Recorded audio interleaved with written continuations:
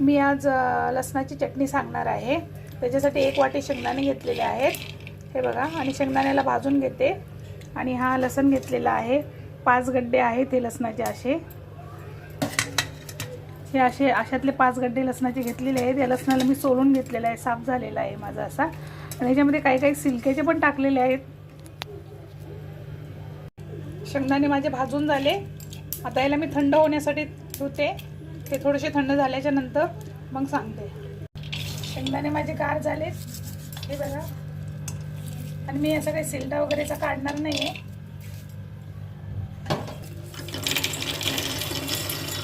Direct मिक्सरच्या भांड्यामध्ये टाकते।